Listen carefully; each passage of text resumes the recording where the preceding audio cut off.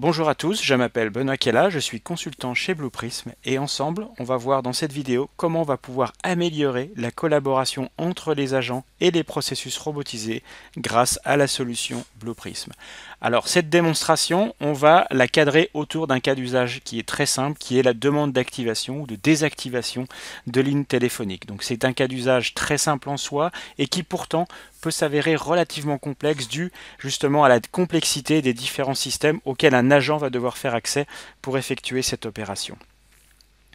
Pour ce faire, on a en général deux grandes étapes. La première, c'est que l'agent va devoir récupérer les informations du client. Il y a un appel de client au téléphone, il doit récupérer toutes les informations et notamment le statut d'activation de la ligne téléphonique.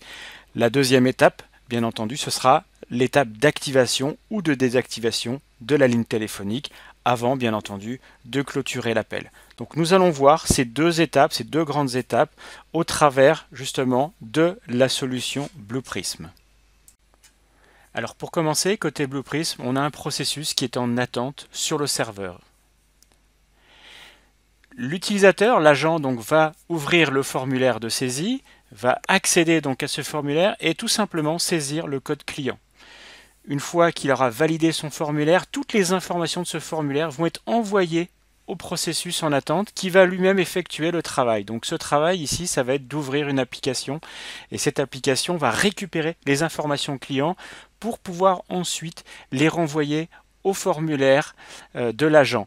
Donc ce formulaire, il est ici, il est ouvert et il est surtout mis à jour avec les différentes informations qui ont été récupérées donc par le processus robotisé. Donc on retrouve ici le nom, prénom, le numéro de la ligne et surtout son statut d'activation.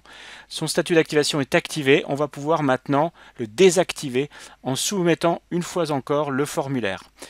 Le robot reprend la main et va lui-même effectuer donc cette mise à jour en réutilisant donc la même application, mais ça pourrait être une autre application. Aïe, une erreur apparaît, ça c'est quelque chose qui arrive fréquemment, donc parce qu'il y a une coupure réseau, parce que l'application n'est pas en capacité de répondre pour quelconque raison, eh bien ce n'est pas grave. Le processus robotisé va recommencer une fois, deux fois, trois fois, ça dépend comment on le paramètre, et une fois qu'il aura réussi, eh bien il va renvoyer le statut d'activation pour prévenir à l'agent que sa demande a été effectuée avec succès ou pas. Donc voilà, c'était l'objet de cette toute petite démonstration. Donc si vous avez envie de voir d'autres, n'hésitez pas à vous inscrire à cette chaîne YouTube. Et sinon, n'hésitez pas à me contacter. Merci.